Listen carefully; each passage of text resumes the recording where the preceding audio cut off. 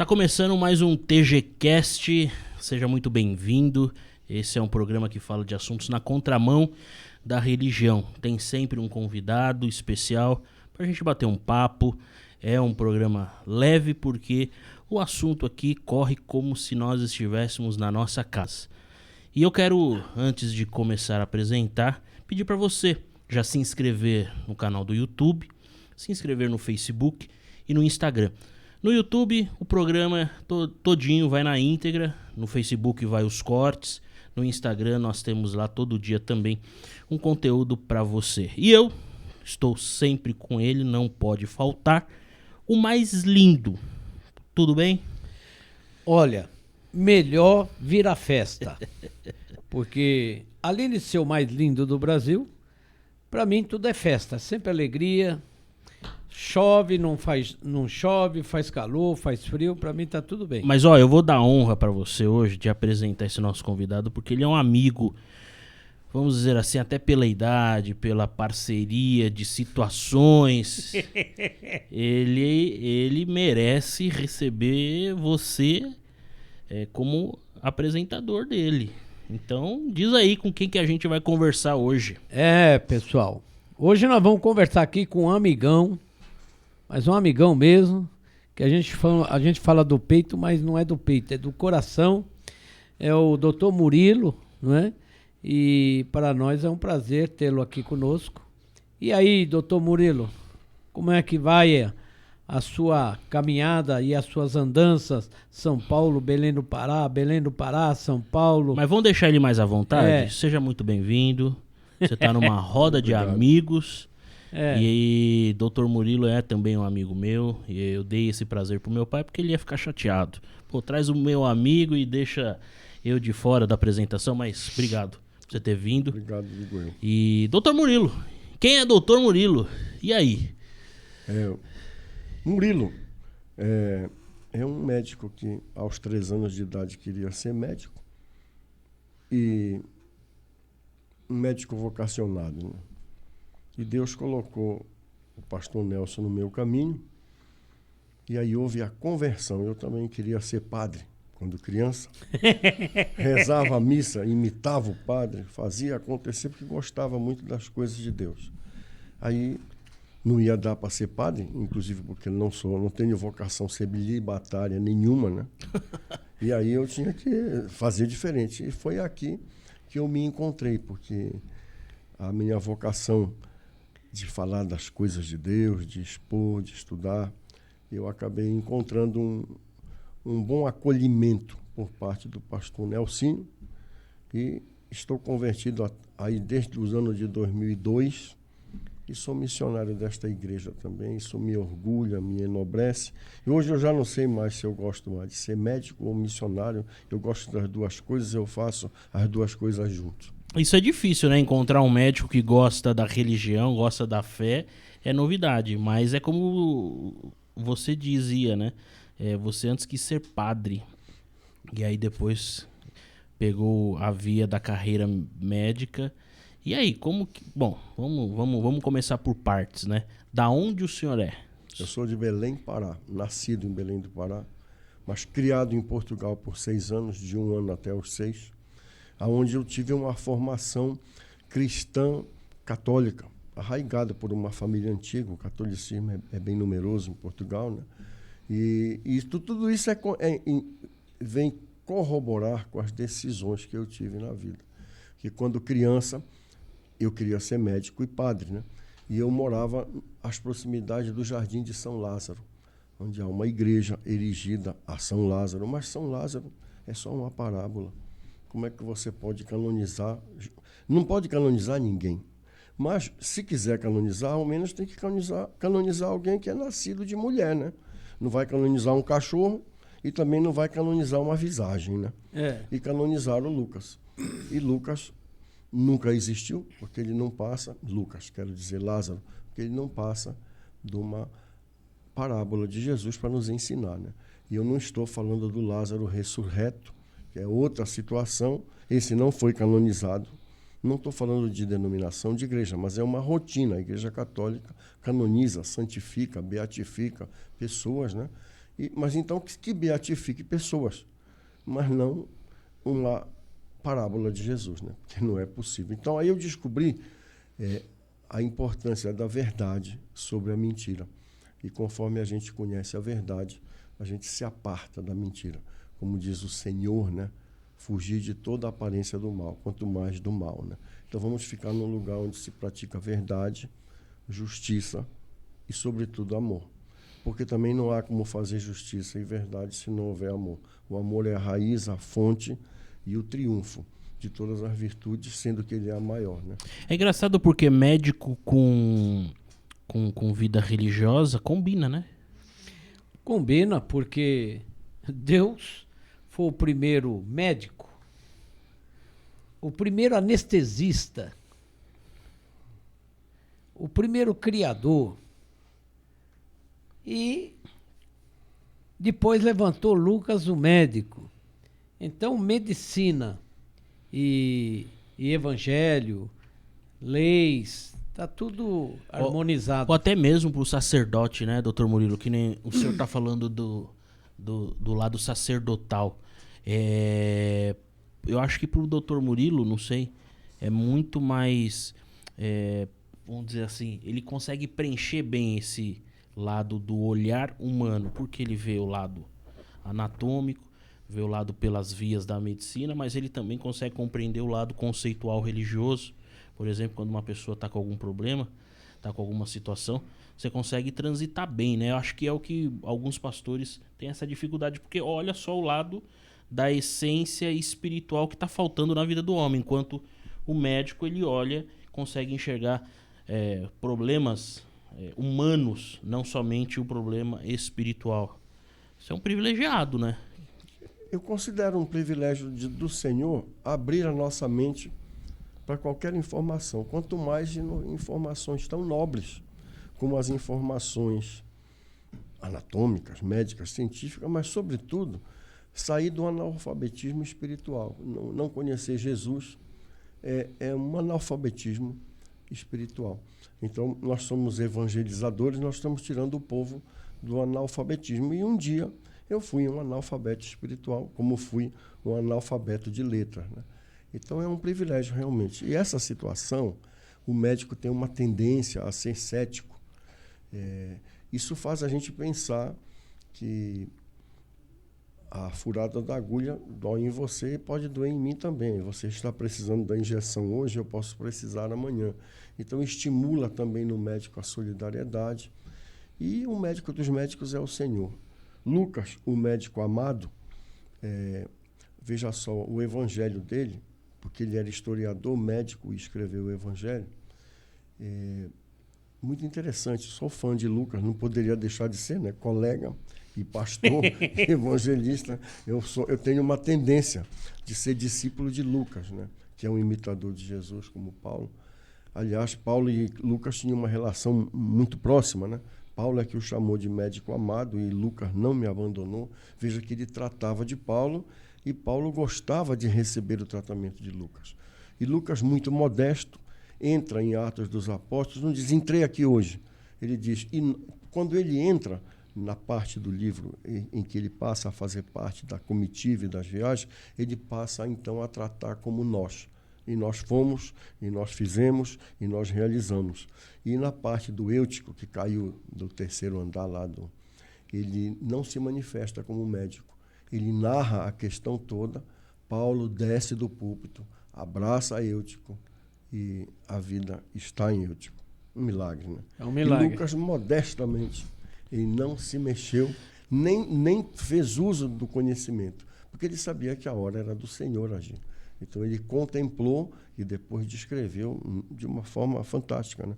O livro de Atos é fantástico. Eu aproveito para dizer para vocês uma coisa que me encanta muito em Lucas. O início do Evangelho de Lucas e o início do livro de Atos dos Apóstolos, Lucas diz assim, que escreve aquilo para ti, ó excelentíssimo Teófilo. Então, eu, como autodidata, por paixão, amor, estudando a Bíblia, quem é esse Teófilo? Pergunta daqui, pergunta dali, não tem outro Teófilo na Escritura inteira, né?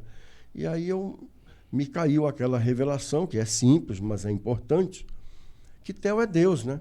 E Filo é amigo de Deus. Assim como você compra algodão na farmácia, ou gás diz assim, algodão hidrofilo, hidrófilo. Gás hidrofila, hidrófila, né? Quer dizer, amigo da água. Hidro é água, filo é amigo. Theo é Deus, Filo é amigo de Deus. Então você, pastor Nelsinho, Tiago, vocês que nos assistem porque gostam de Deus, vocês são afim de Deus, né? Então vocês são amigos de Deus. Vocês são teófilos. Eu também sou teófilo. E ele nos chama de Teófilo porque ele diz assim, excelentíssimo Teófilo. Por que excelentíssimo? Porque ser povo de Deus já nos torna excelentíssimos. Porque glória a Deus, dele, hein? Né? Então, excelentíssimo Teófilo, a ti quero revelar o que sou de testemunhas oculares que me contaram, que viram. No meio destas testemunhas está Maria, a mãe de Jesus, os demais apóstolos, e ele foi fazendo a história. É um evangelho muito histórico, muito detalhado. E eu quero chamar uma atenção para uma coisa também que me prendeu muito, é que o Lucas, ele fala que, estando no Getsemane, o Senhor Jesus enfermou, se deprimiu, se entristeceu. A carga era muito grande. Pai, afasta de mim esse cálice, mas faça-se a tua vontade. E nessa hora, ele se agoniou tanto que um anjo veio assisti-lo, né? E ele suou, mas suou e as gotas do seu suor se transformavam em grandes gotas de sangue que rolavam até o chão. E aquilo para mim no passado parecia um exagero do Lucas. E olha só como eu pude falar mal dele, né? Um cara que eu admiro tanto, né? Aí o Senhor me cuidou, porque no curso de medicina eu precisei estudar num sapo, que eu acho isso não é necessário isso, mas não sei se ainda fazem, né? Dissecar o sapo, ver as estruturas anatômicas, o que há de semelhante nele a nós, inclusive a parte cardíaca. E era obrigado a enfiar um estilete na coluna do sapo. Com pena, porque aí ele passa a não sofrer. Eu enfiei mal o estilete no meu e o sapo sofreu muito. E ele é como que, não é bem crucificado, mas é que as patas são presas por alfinetes no isopor para você poder estudar o animal. O animal que eu estudava, ele sangrou pelos poros, ele suou sangue. E eu pude, então, ser levado a esse tempo. Olha, o sapo que eu estudei, ele foi submetido a um sofrimento tão grande que suou lágrimas de sangue. Muito bem, isso foi nos anos de 1982, por aí. Recentemente a ciência contemplou esse achado descrito por Lucas em relação a Jesus. É hematidrose, é o nome. Hema de sangue, H-E-M-A, hematidrose. E hidrose, disfunção da glândula sudorípara. Então acontece que o indivíduo que está muito estressado, ele apresenta sangramento pela pele. No suor dele se transforma em sangue. Isso é possível, isso quero dizer, oficializado pela medicina hoje. A ciência reconhece a hematidrose como uma manifestação altíssima de estresse da pessoa. Estou falando isso como médico. Estou pedindo desculpas a Lucas, porque eu desconfiei que ele estivesse mentindo. Estou reconhecendo que ele estava falando a verdade. E sou grato a Deus porque eu aprendi com isso. O doutor chegou afiado, hein? Não. Meio sacerdote, meio médico. Que eu Depois falei... ele vai falar a especialização dele, mas não fala ainda não. Lembra que eu falei para você? Eu fico fazendo pergunta pro Murilo de madrugada e ele fica me dando aula de medicina para mim. E eu percebi que você, quando fala isso para mim, você gosta de dizer que ele fala ó. É isso? Ó. Ó, eu me lembro alguns anos atrás, estudando sobre algumas partes de psicologia. E um alto estresse, um estresse muito profundo, pode levar ao rompimento dos microvasos, inclusive rompimento até de células por causa do estresse crônico e profundo, que também leva a gente pensar, você como médico, eu agora como estudante da Bíblia, que a gente, por mais que estuda, não sabe nada, nós nunca vamos alcançar a perfeição, porque perfeição é só Cristo mesmo. Então Jesus, ele disse que carregou as almas do mundo inteiro, ele jogou sobre ele. Isaías vislumbra isso. Então, o que você está falando é a forma científica e a forma como a psicologia, quando estudada sobre esse prisma, ele vai dizer que Jesus entrou num estresse tão profundo que rompeu tudo e começou a suar sangue. E esse sangue antes de ir para a cruz. Imagine lá na cruz o sofrimento. É uma dor atenuada, né? Por isso que Isaías viu ele todo deformado. Ele não havia beleza nele. O seu semblante, né? Não havia formosura. Não havia formosura de tanto sofrimento que ele tinha. E eu, algumas vezes, eu experimentei esse sofrimento.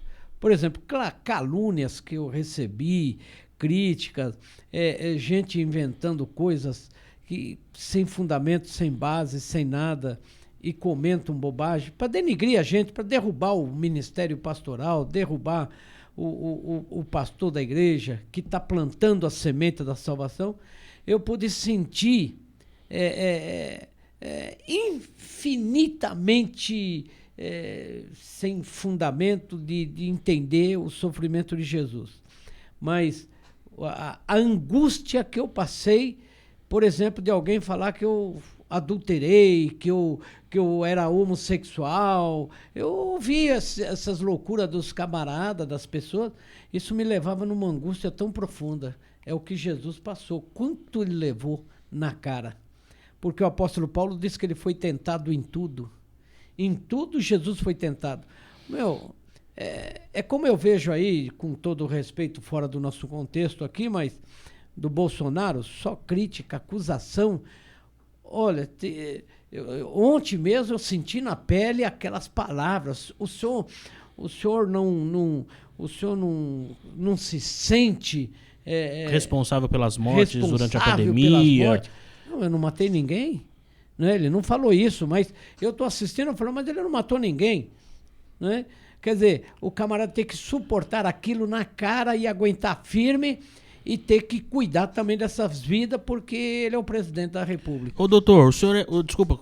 Não, porque agora é fácil dizer, vacine, já passou a dificuldade. Era muito difícil defender uma vacina quando ela não tinha evidência, quando ela foi feita de uma forma emergencial. Então, imagina um leigo como presidente, talvez ele não tivesse um ministro à altura no momento, não sei, mas era muito difícil assinar dizendo é viável e depois não ser.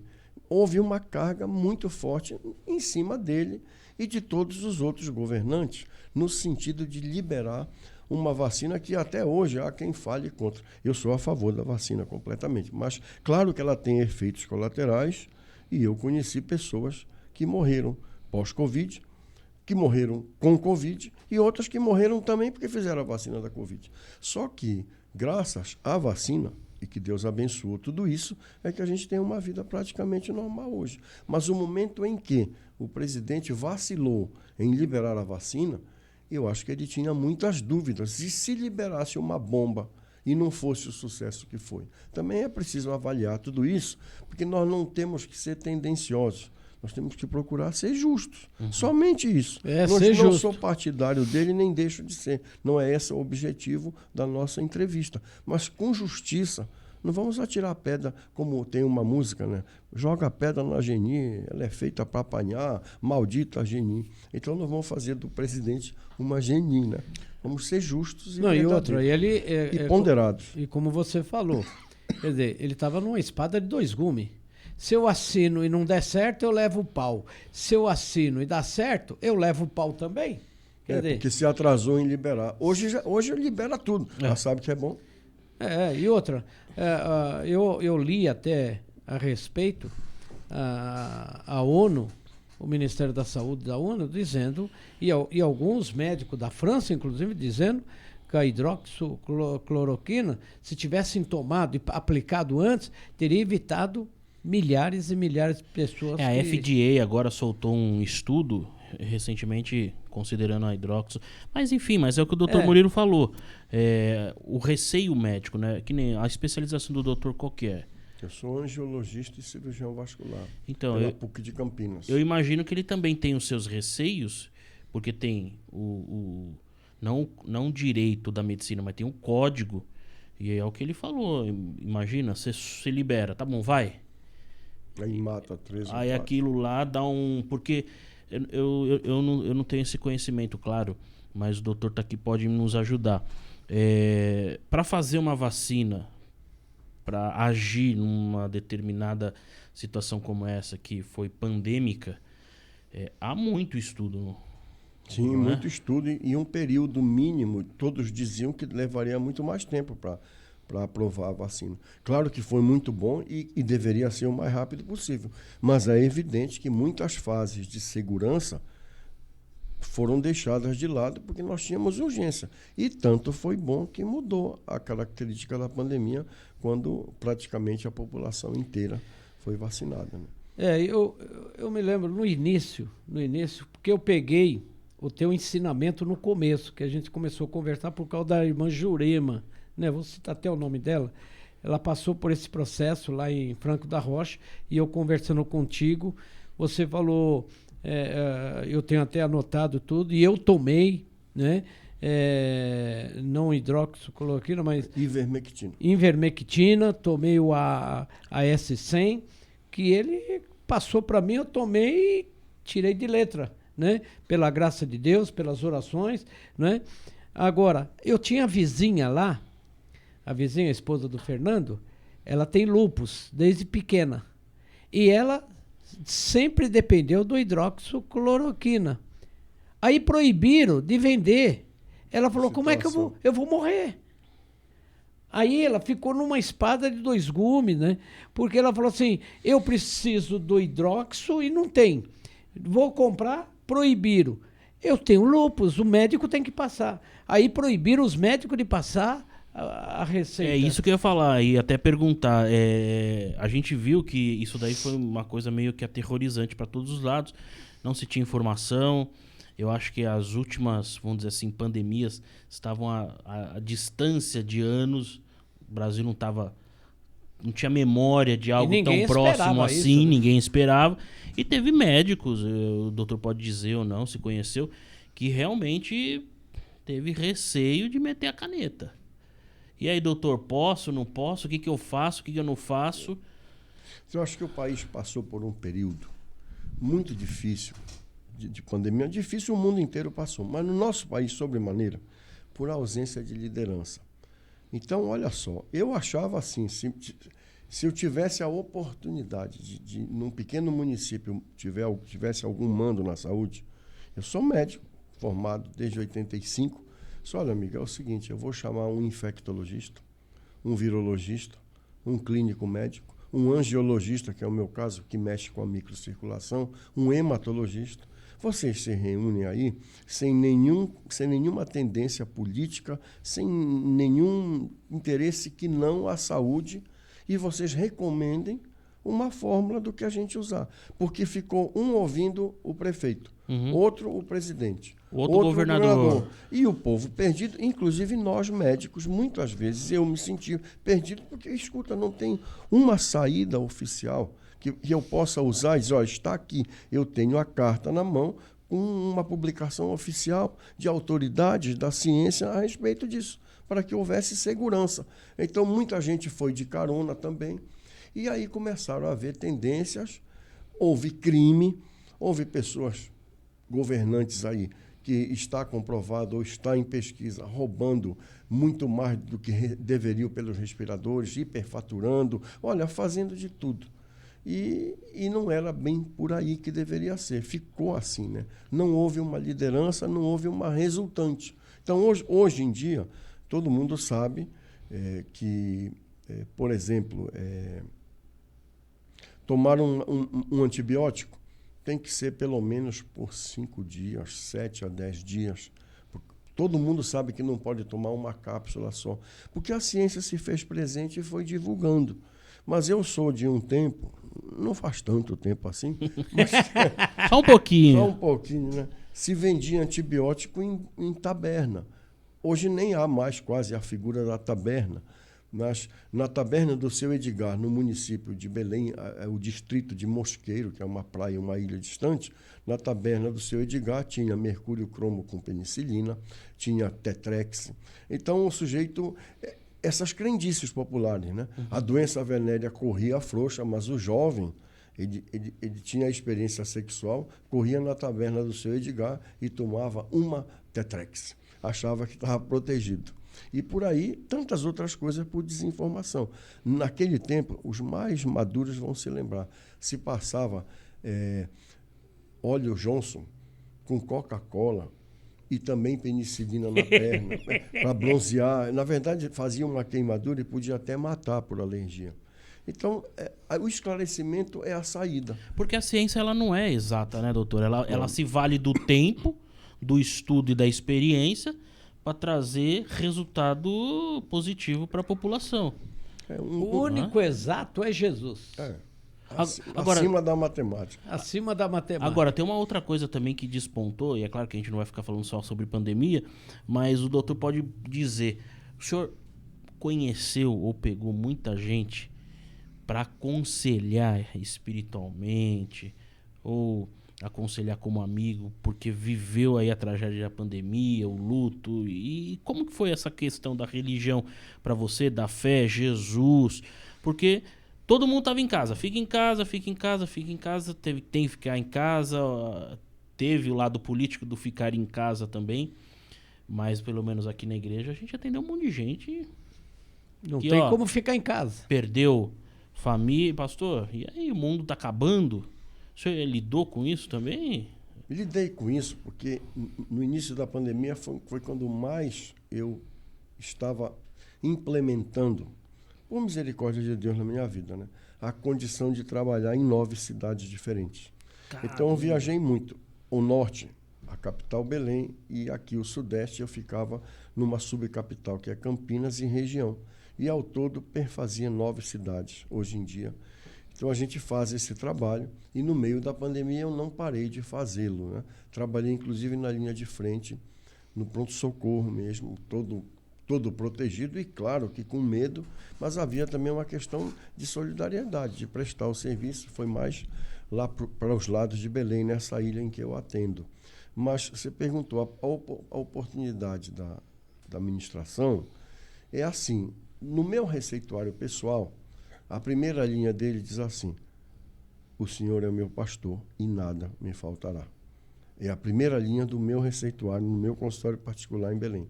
Então, amanheceu o dia, eu realmente não estou dizendo, não é para elogiar, isso é obrigação do ser humano que é crente no Senhor Jesus. Obrigado, Senhor, porque eu despertei, pude descansar, pude me refazer. E agora, o pastor Nelson está me esperando para um abraço, o Tiago para outro, o Lucas para cuidar da nossa entrevista, as pessoas que eu vi durante o dia, tudo que eu vou fazer. Eu vou viajar de Campinas a São Paulo, a rodovia, as condições. Senhor, obrigado. Acabou o dia, é a mesma coisa. Obrigado. E tem as pendências, né? O que eu não consegui fazer, o que eu desejaria ou desejarei fazer amanhã.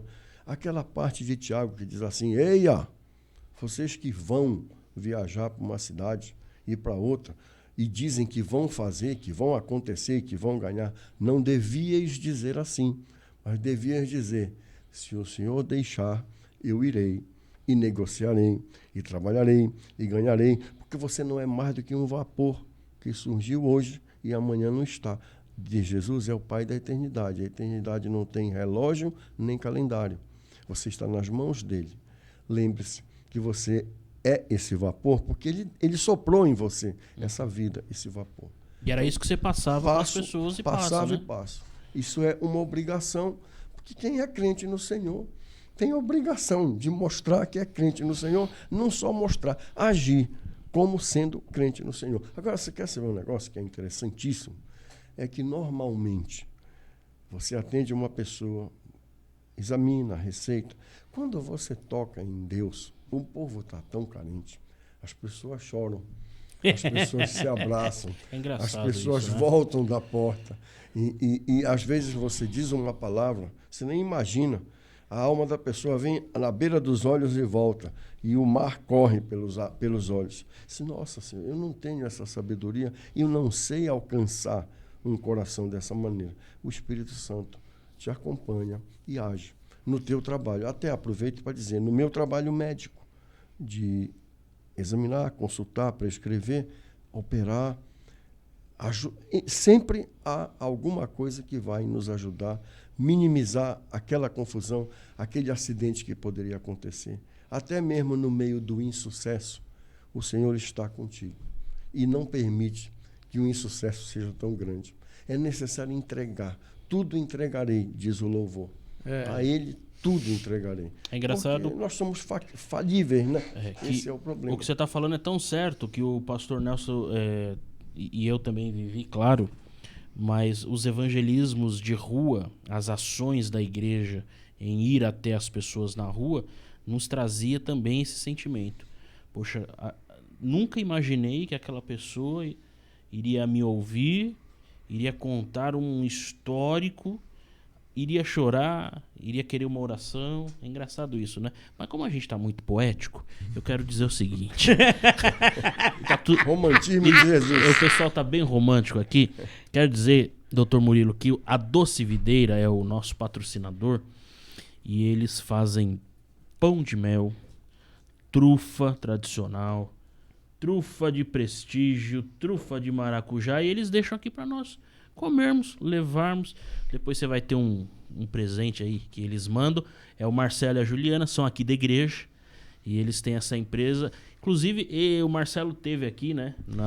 Deu uma entrevista. Depois você vai poder comprovar a entrevista dele a partir de setembro, às terças-feiras, às 20 horas. E é muito legal a experiência que ele conta. E tá aí pra gente comer, se você quiser levar, degustar, enfim. Pode se aproveitar. Acho que eu vou pegar um maracujá aqui. Fica à vontade. Lá acalmar. O mar. Tá todo mundo poético, né? E chocolate com poesia. Vou comer mais um pãozinho de mel, que é uma delícia esse pãozinho de mel aqui dele. É bom, viu? É feito com amor, com carinho. E tem o pessoal também da Locavarge, né? Locavarge E tem a Locavarge. A Locavarge é uma empresa do Zicardi, né? Zicardi, a esposa dele, que é um Vera, outro patrocinador nosso também. É patrocinador nosso, né? Locação de máquinas, veículos, equipamentos, retirada de dejetos, de coletoria de lixo, né? De resíduos. De resíduos, né? Falar lixo é meio complicado, né? Ô, doutor, resíduos. Mas eu quero puxar Locavarge. E o pastor Nelson também vai poder dizer aqui. Quero puxar um pouco da conversa para esse lado sacerdotal, religioso, porque da mesma forma que a ciência evoluiu, ela trouxe informações para os pastores que antes não tinham. Na época, por exemplo, que meu pai fez o curso de teologia, sequer tinha alguma matéria de humanas a respeito do estudo do homem, seja de forma psíquica, biológica, enfim, era só o olhar espiritual. E hoje isso já é uma verdade nos nossos dias de missionário, pastoral, a medicina estando ali presente, né? Por exemplo, na hora de aconselhar uma pessoa, você não só agora vai com um olhar espiritual, você vai com um olhar também um pouco mais clínico. Então, né? Quando ele, por exemplo, quando o Murilo traz uma mensagem, ele mescla com o científico. Isso enriquece a nossa alma e os conhecimentos de um líder. Tem muita gente que fala assim, pô, não gostei da mensagem, falar de rio, falar de... Querido, você não prestou atenção na preleção.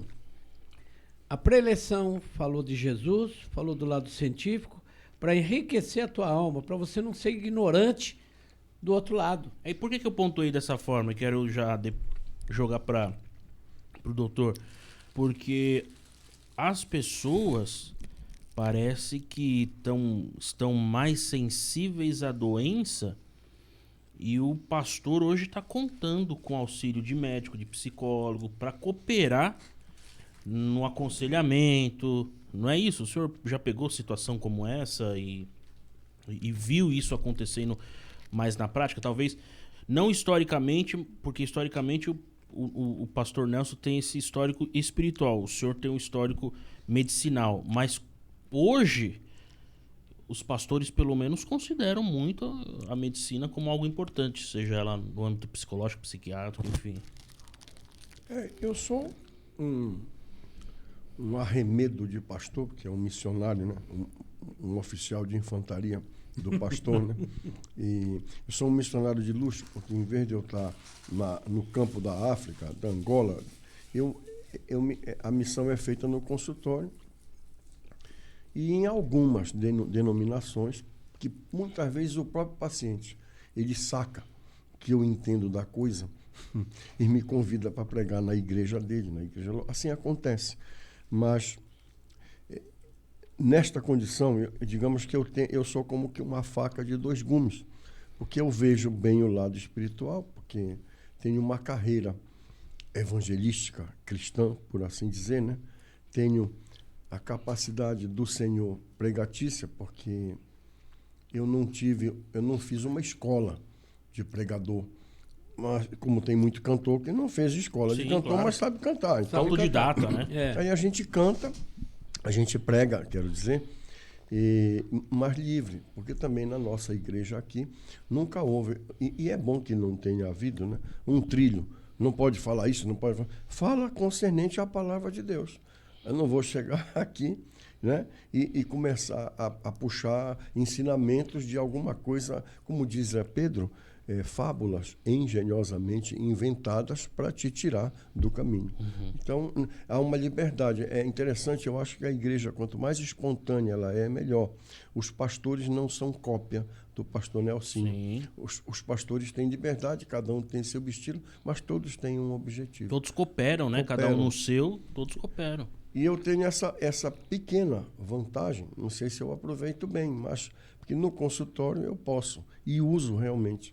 Você tem que ter a mente sã, o corpo sã, mas o espírito tem que estar com uma saúde impecável. E o que traz saúde impecável ao espírito é a presença de Jesus. Ele é o motivo da nossa alegria. É verdade. Então a gente é bem-humorado porque tem o Senhor, noite e dia. Noite e dia.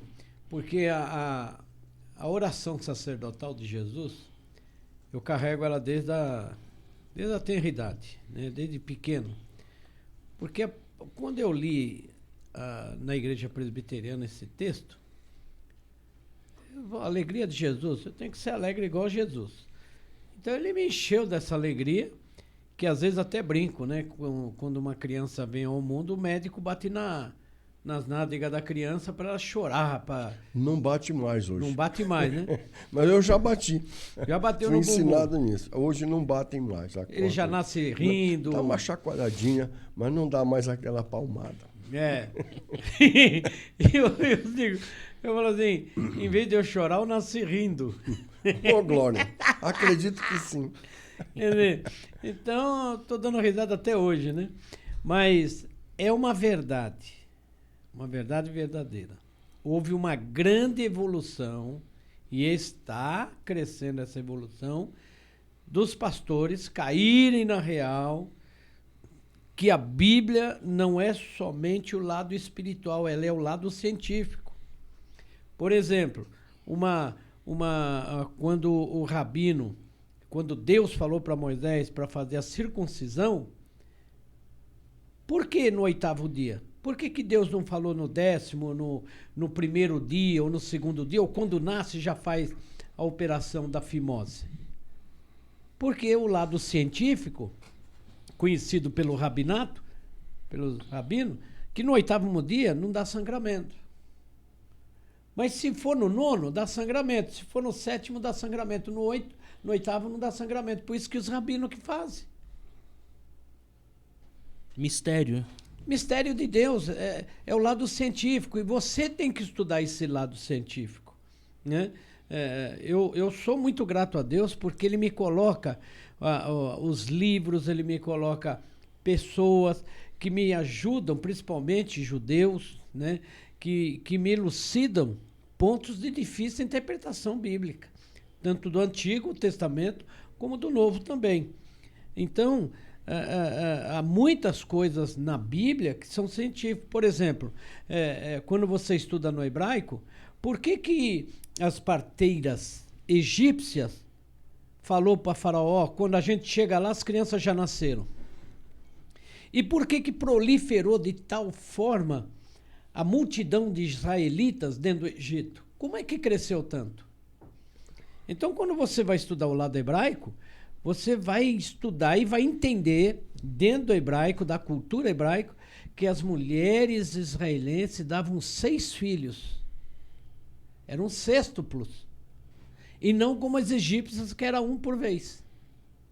Então, quando a gente estuda isso, fala, caramba, agora que eu estou entendendo por que cresceu tão rápido a população de Israel. Porque eram 70 pessoas, de repente tem milhares. Mas como é que proliferou? Então, os estudos dentro do hebraico, não pela nossa tradução do latino para a língua portuguesa, você não vai ter essa resposta. E nem nos livros teológicos você não tem essa resposta. Você tem que ir no rabinato. Você tem que pegar livros hebraicos que vão falar sobre isso. Então, tem o lado científico, mistério de Deus. Né? Então, você vai ver muitas coisas que tem um lado científico. É o caso de Lucas, o teu colega amado. Lucas era médico. Para que Jesus precisava de um médico se ele ressuscitava mortos, dava vista a cegos, paralíticos andavam? Para que um médico? Porque era necessário o médico. E os milagres, né, doutor, na Bíblia, eles aparecem teologicamente assim, para mostrar também, né, não que é só isto, mas para mostrar a essência de quem era Jesus. Né, era o filho mesmo. Mas para a medicina, milagre parece que não tem essa questão divina. A medicina ainda ela trava nessas questões, ou você acha que os médicos já deram uma... Eu não travo. Você perguntou todos, eu sei, mas eu estou dizendo que eu não travo porque eu sei que Jesus é o médico dos médicos e eu considero a germinação da própria vida, eu já considero um milagre. O agrupamento dos tecidos, cada estrela tem a sua glória, cada carne tem a sua glória. Então, a carne de porco é a mesma proteína da do gado, mas é outra carne. E a do peixe é outra. Então, esse arranjo científico dos oligoelementos, dos minerais todos que você tem no seu corpo, também o carneiro tem no corpo dele, mas a carne dele é uma e a sua é outra. Então, é um milagre. A própria vida organizada é um milagre. Você tem um cometa aí, parece um Murilo, o missionário Murilo vai lá no norte e volta. Não tem data para voltar? Tem. Tudo bem, tem cometa que vai e volta e tem a data certa para voltar. E quem leva ele e traz? Tudo bem, ele tem uma órbita, mas quem criou essa órbita? Eu sempre lembro do trem-bala. Se você andasse sobre os trilhos naquela velocidade, ele se desintegraria. Então, ele levita magneticamente sobre o trilho, mas tem uma mão controlando isso. Bom, o Sol levita também sobre algum trilho que a gente não vê, e a Lua, e a Terra, e tudo, e o Universo, e tem alguém no controle. É uma imbecilidade não concordar que tem alguém no controle. Alguém misterioso, mas é importante que seja misterioso, porque a seu tempo será revelado. E ele ainda mostrou para nós uma fagulha, Jesus. Com essa formação, é impossível não crer em milagres. O meu super-herói é Jesus Cristo. Ele cura, liberta, sustenta, guarda, faz maravilhas. Quando eu peço e até quando eu não peço, e ele sabe e faz todas as coisas. Creio nisso. Então, não tem como eu não crer que seja possível um milagre. Na prática, muitas vezes a gente vê que uma medicação fez um efeito exuberante numa pessoa e aquela pessoa que você queria servir melhor até do que as outras não fez aquele efeito, não ocorreu daquela maneira. Eu não sei explicar, mas eu sinto a mão de Deus cuidando de todas as coisas. Então, o milagre é isso. Ele existe cotidianamente. Eu não vi ainda um dom de maravilha, crescer a mão numa pessoa de volta. Não vi. Mas está escrito que isso é possível. É claro que é.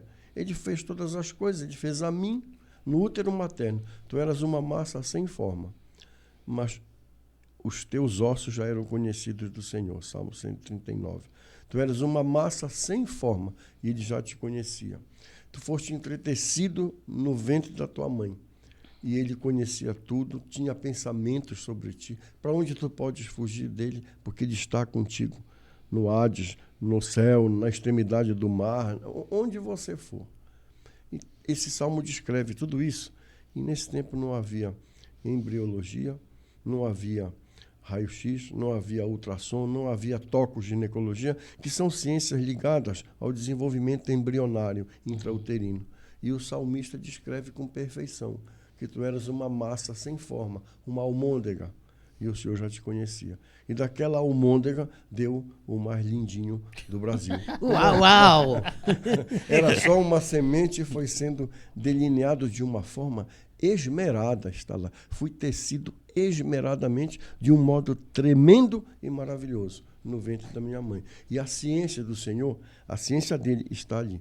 E você vai à Escritura Sagrada, você encontra a ciência dentro dela. Ela domina a ciência. Não é a ciência que domina a Escritura, mas é a Escritura que domina a ciência. Então, quando você vê, por exemplo, faça-se o homem a nossa imagem e semelhança, estava lá o Pai e pelo menos o Filho. Mas também o Espírito não pairava sobre o abismo, então estavam lá os três. Faça-se o homem a nossa imagem e semelhança. Veja bem, Jesus tinha perna e tinha pé. Você pode procurar, eu fui professor de biologia, organização dos seres vivos, pode procurar. Nenhum animal tem pé. A centopeia pode ter 100 pezinhos, 100 patinhas. Aí você põe um sapatinho nela, no livrinho da criança, dos netinhos, né? Mas ela não tem pé. E panturrilha, que é a barriga da perna, nenhum outro animal tem. Sabe por quê? Porque ele não precisa nem do pé e nem da perna como nós precisamos. O nosso coração periférico é a perna. É a barriga da perna que é acionada pelo pé. Chamada de panturrilha, né? Panturrilha, fazendo o sangue voltar ao coração. Porque o coração tem potência para pôr o sangue na ponta dos seus pés agora, nós aqui sentados. Mas se você não mexer os pés, a panturrilha não trabalha bombeando de volta esse sangue.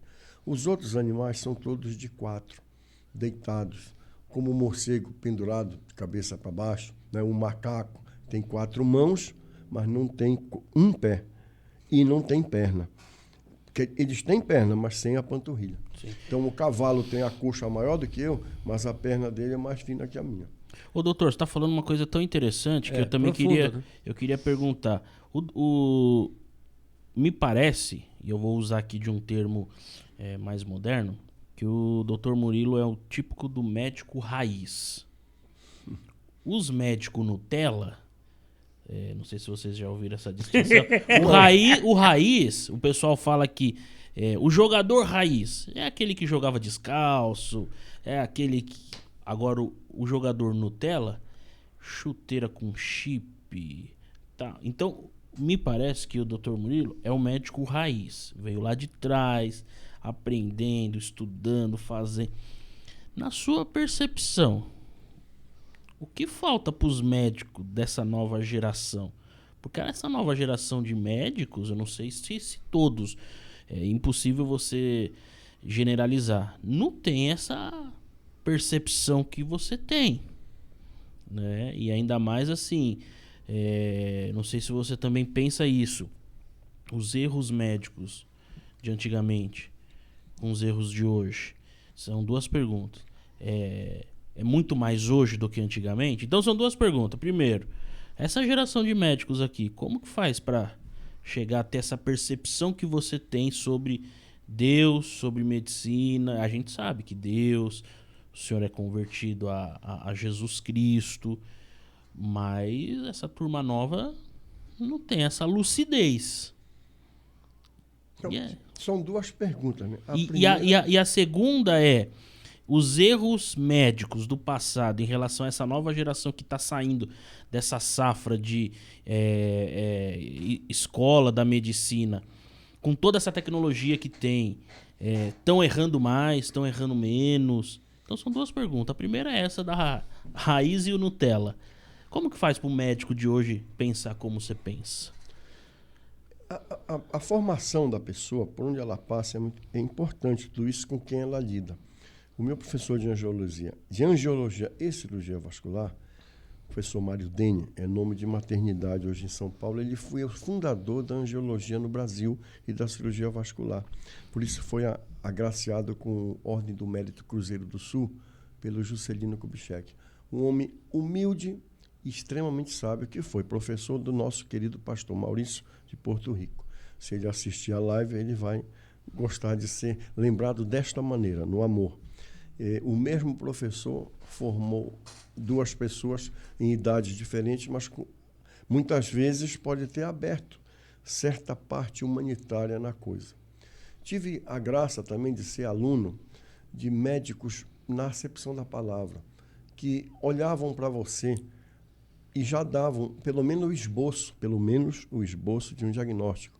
Sabe conversar, sabe tirar informações, como um Sherlock Holmes. Uhum. A maneira que você pisa, a maneira que você senta, como você fala, se você está ofegante, trêmulo. Há uma série de detalhes que a gente aprende a observar e tudo isso é importante para um diagnóstico. Esses médicos à moda antiga, eu creio que por isso houvesse até menos erro médico ou erros médicos, mas também a medicina tinha menos conhecimento. O que acontece hoje? O conhecimento se tornou enorme, se multiplicou. Tem áreas da medicina que eu não conheço nada. Mas formou-se muitos especialistas que não são exatamente médicos. Então, você senta num gabinete médico, isso é comum hoje. Você sai com um pedido de 40 exames. Às vezes a pessoa não precisa de nenhum, ou precisa de 2 ou 3. Isso é verdade. Então, pede esses exames. Ficou uma coisa mercantilista, porque o exame também rende mais à instituição. O paciente que é leigo acha que porque fez 20 exames está bem tratado, e o exame é complementar. Eu preciso do exame para complementar aquilo que eu acho que você tem. Então, confirmar. Eu não preciso do exame para diagnosticar, salvo em raras exceções. Mas, mesmo assim, há casos. Você quer ver um caso típico e muito interessante que eu aprendi com o professor Mário Dene? Tem um caso importante hoje, que é a úlcera de Martorell. É uma úlcera, uma ferida na perna, que está ligada à pressão alta. Se não baixar a pressão, não tem remédio que feche aquela ferida. Só milagre. E milagre acontece. Controlou a pressão, ela fecha e para de doer. É um caso. Outro caso, que é interessante porque torna-se quase uma piada. A doença de Lerich, um dos maiores angiologistas do mundo, francês, chama-se doença da vitrine.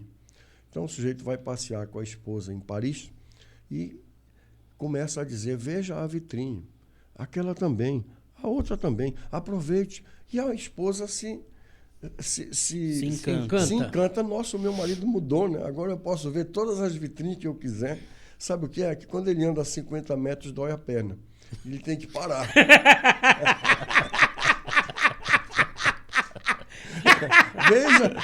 Veja o forro também. Bem, pode ficar tranquila.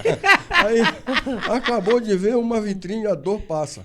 Então, vamos andar para a próxima, né? Aí ela não quer ver a outra vitrine. Mas veja essa também, meu bem. Ele já tem que parar outra vez. Que marido bonzinho. E, por fim, ele quer que ela veja todas as vitrines que há na rua, porque ele não quer ir para casa. Porque, além dele precisar parar para parar a dor, ele está incapaz sexualmente. E, quando chega em casa, né, ela vai cobrar. Passeamos tanto, agora vamos ao leito nupcial, né? E ele está sem condição nenhuma, porque a doença de Lerich dá impotência sexual e claudicação intermitente, e ao raio-x aparece a obstrução aortoilíaca, que gera uma impotência funcional, uma disfunção erétil de causa vascular, vasculogênica, como se diz. Então, uma doença que é história, e o apelido dela é a doença da vitrine. E o, Interessante, né, meu? não, e o doutor, então, pegou na sua carreira médicos humanos, né? assim. Parece um pleonasmo falar isso, né? Mas médico trata de coisa humana. Deveria né? ser pleonasmo, É. né? Mas não é, porque normalmente, infelizmente, o mundo está desumano. Não há amor. E essa Não, geração amor. nova de médicos não tiveram oportunidade de, por exemplo, passar por aquilo que você passou com esses médicos que eram muito mais generosos em relação à vida. Hoje é o que você falou. Era mais humano. É mercantilista, é isso mesmo, né? Tem muita. Só ganhação de dinheiro. O Camilo Viana escreveu um livro em Belém, Pará, foi um grande mestre, é falecido hoje, meu grande amigo. Eu fazia estágio de férias na enfermaria dele na Santa Casa de Misericórdia. Apaixonado pela medicina, foi grande amigo meu e professor. E ele dizia assim: vocês estão proibidos de dizer aqui que aquele leito é o número 4 ou o número 8. Aquele leito tem nome a pessoa que está lá.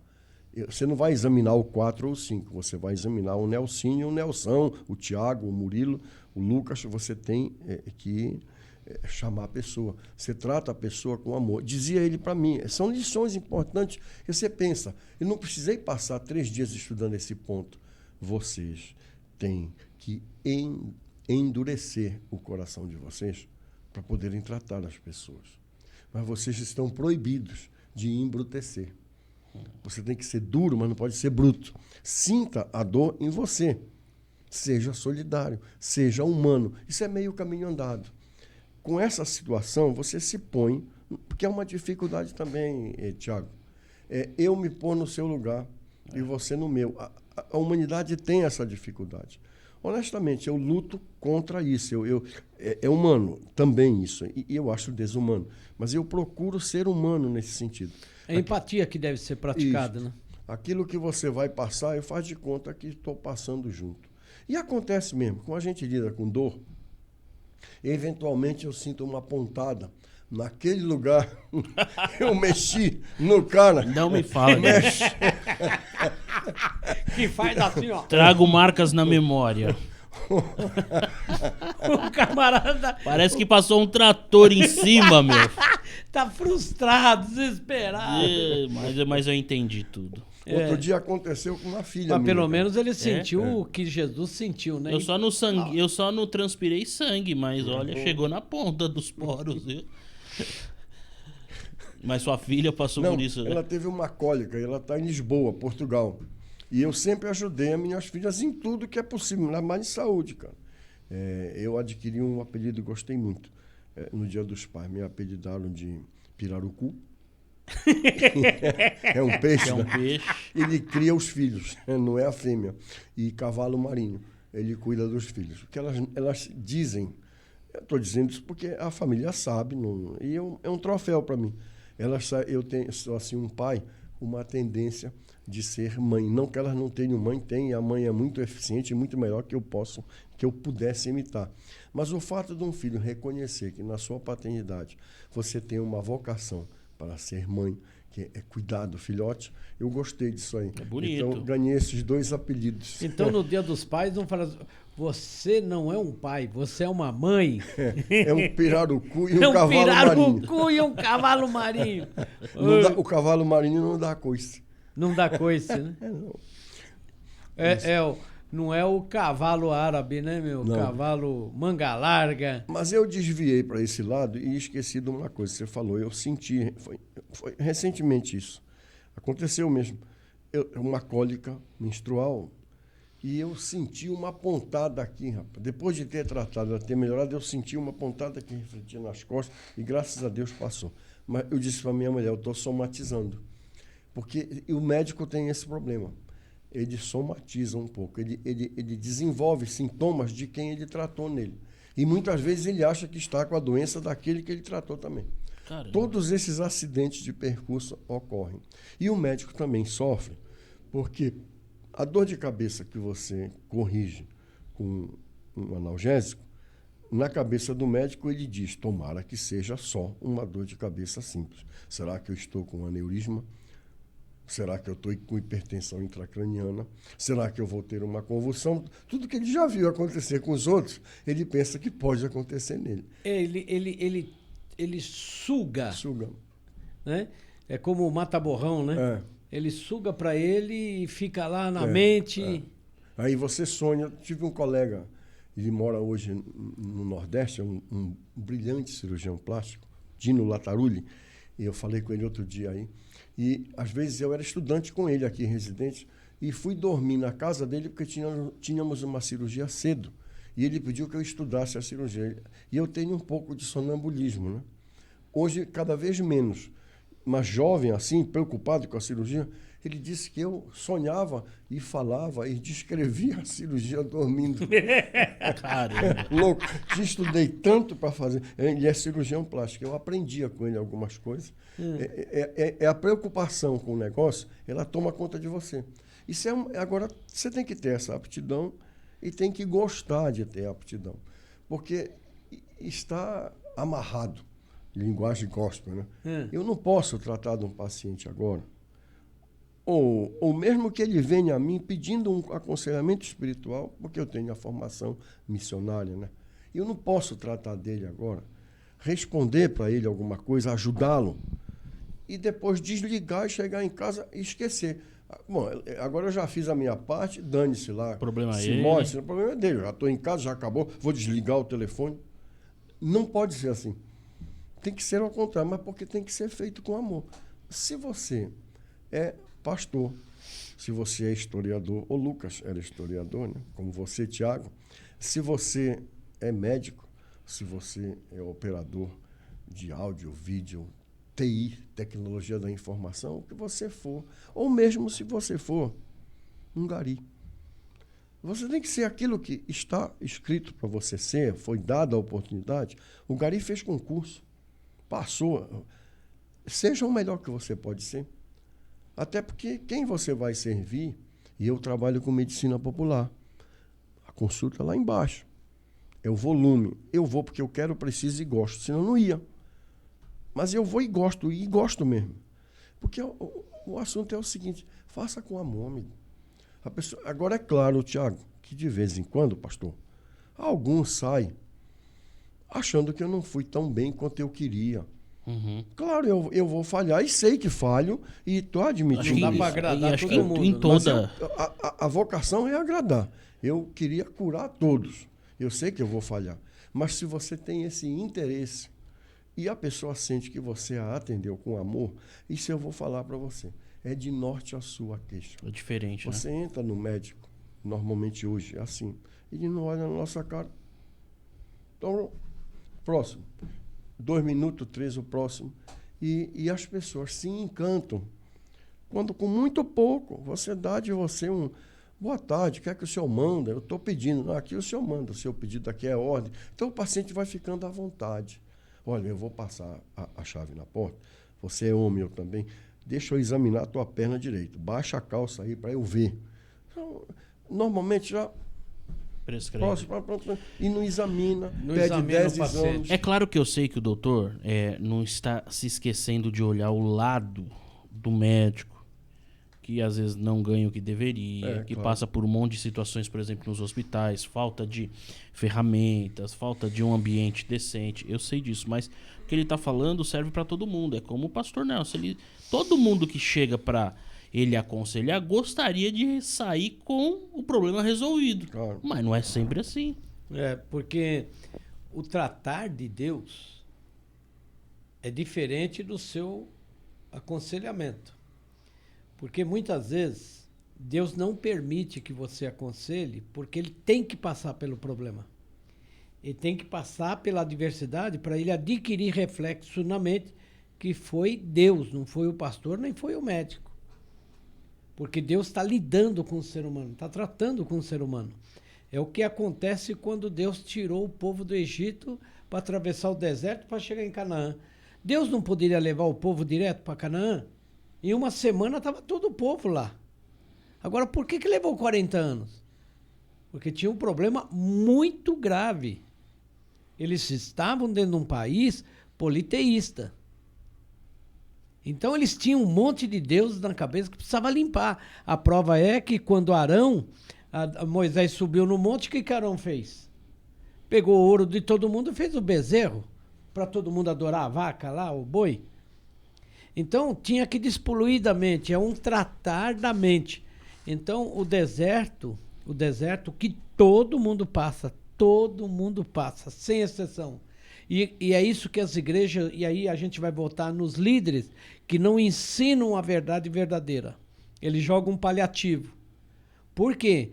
Porque um ser humano que vem do mundo, vem da bruxaria, vem da feitiçaria, ele precisa despoluir a mente dele. De que forma? Através de discipulado, de ensinamento da palavra, de um corretivo, de um bom conselho. Mas tem momento que ele vai ter que passar pelo aperto. Esse aperto vai criar na mente dele que foi Deus. Muitas vezes, as pessoas, quando chegam tão bem de vida, de repente tem que passar pelo deserto. Você passou por um baita de um deserto. E que deserto? Saiu daqui, foi para Belém do Pará, foi uma transição horrível.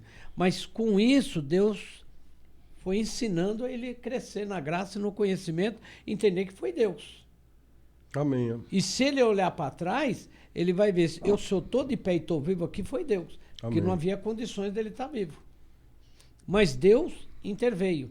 Então, por mais que um médico tente ajudar uma pessoa, tem o processo de Deus. E por mais que um pastor aconselhe, tem o processo de Deus, que nós precisamos respeitar.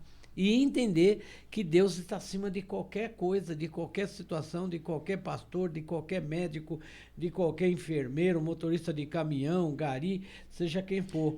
Por isso que o apóstolo Paulo, lá em Timóteo, quando ele diz assim, orai por todos os homens, pelos reis e por todos que estão em iminência, para que haja paz entre vós. Então, desde o presidente da República até o gari, como você citou, é uma iminência de Deus, que a gente tem que orar e interceder por todos eles. É como falam, né? A dor pode ser um santo remédio. A dor pode ser um santo remédio. Né? Ela vai te colocar em um outro nível de situação quando você passar por ela. A graça na dor, né? A graça na dor. E eu até vou te passar uma experiência gravíssima, cara, comigo. Eu precisei arrancar um dente do siso, lá foi o juízo, né? E na Bragança Paraense, a dentista é muito minha amiga e muito capacitada, Vanessa Milhão. Eu tenho um consultório no consultório dela lá, vou com a minha mulher fazer esse atendimento no interior, no Pará. E aproveitei e tratei lá um dente. E ela foi exemplar. Só que eu tive uma infecção. E atendi lá na quinta-feira, e fui piorando, tirei os pontos eu mesmo no domingo e fui atendendo o mosqueiro na terça-feira. A coisa não estava bem nessa ilha. Aí eu, rapaz, saí de um consultório e ia pegar o outro. Parei na porta de uma farmácia e disse, Senhor, por favor, eu não aguento, eu vou voltar para casa, eu não tenho condição de continuar. Doía tremendamente o lugar. Não podia engolir, horrível. Mas eu quero pedir um favor, Senhor. Me diz o nome do remédio, qual é o que eu tenho que usar, porque tem centenas de antibióticos aí. Eu quero o certo, Pai.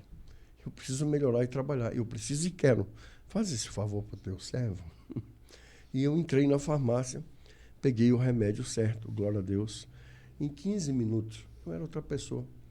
E fui trabalhar e testemunhei isso para minha mulher. Você tem que pedir que o Senhor auxilie. Não, eu vou agora com a minha sabedoria. Eu pegava um remédio que acabava de me matar.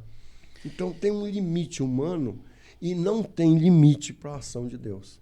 A nossa é limitada e balizada pelo Senhor. E a dele ninguém baliza. Ele é tudo.